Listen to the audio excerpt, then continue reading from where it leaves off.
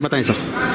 आज एनएमपीजी कॉलेज के सभागार में रीट परीक्षा 2021 को लेकर के केंद्राधीक्षकों, सह केंद्राधीक्षकों और केंद्र पर्यवेक्षकों का प्रशिक्षण शिविर जो है चल रहा है, जिसमें इस परीक्षा को बड़े ही सुनिश्चित तरीके के साथ में फुल प्रूफ तरीके के साथ करवाने के लिए जो निर्देश हैं वो प्रदान किए जा रहे हैं। मुख्य निर्देश 3 भागों में बांट करके रख सकते हैं।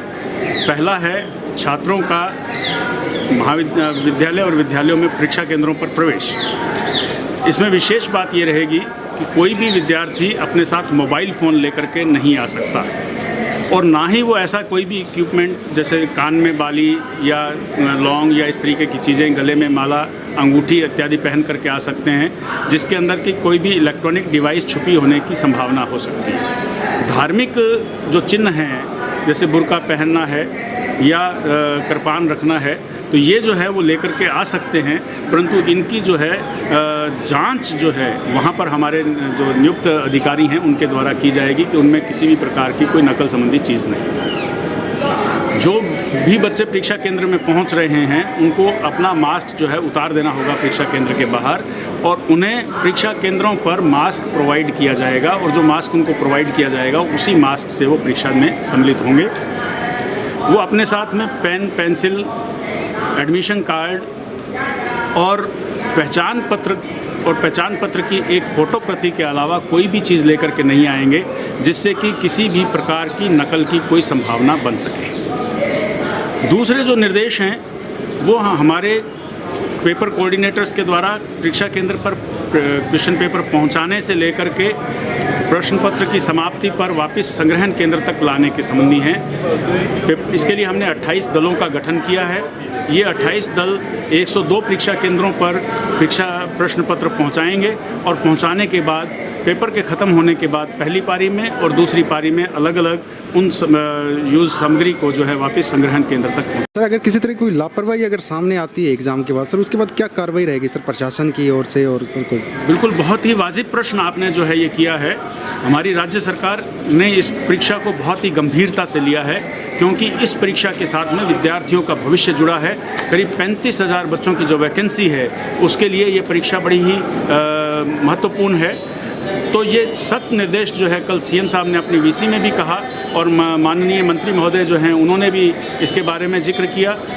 बोर्ड चेयरमैन साहब ने भी इसके निर्देश दिए कि जो भी राजकीय कर्मचारी परीक्षा में किसी भी प्रकार की मेलिगेंसी करता हुआ पाया गया, किसी भी प्रकार के नकल करवाने के माध्यम बनते हुए पाया गया तो उसके विरुद्ध सख्त से सख्त कार्रवाई की जाएगी। अगर कोई निजी शिक्षण संस्थान नकल करवाती हुई पाई गई तो उसकी मान्यता को निरस्त कर दिया जाएगा और यदि कोई निजी शिक्षक नकल करवाते हुए पाया गया तो उसे राजकीय सेवा में प्रवेश के लिए डीबार कर दिया जाएगा, वो कभी भी राजकीय सेवा में नहीं आ सकेगा।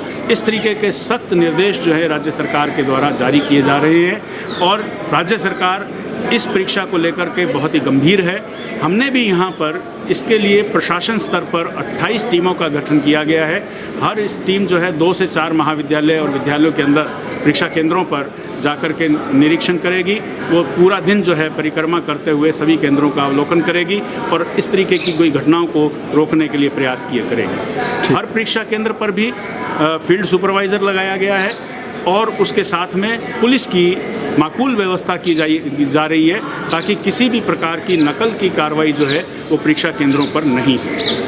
तीसरे जो दायित्व हैं वो केंद्राधीक्षक और केंद्र पर्यवेक्षक का है, जिसे कि परीक्षा केंद्र के अंदर परीक्षा को सुनिश्चित तरीके से करवाने को और उसके बाद सारी सामग्री को सुनिश्चित तरीके से बोर्ड तक पहुंचाने की व्यवस्था करनी है। ये उसके लिए बहुत ही महत्वपूर्ण है। OMR शीट का इस्तेमाल जो है बहुत ही प्रॉपर तरीके से होना चाहिए।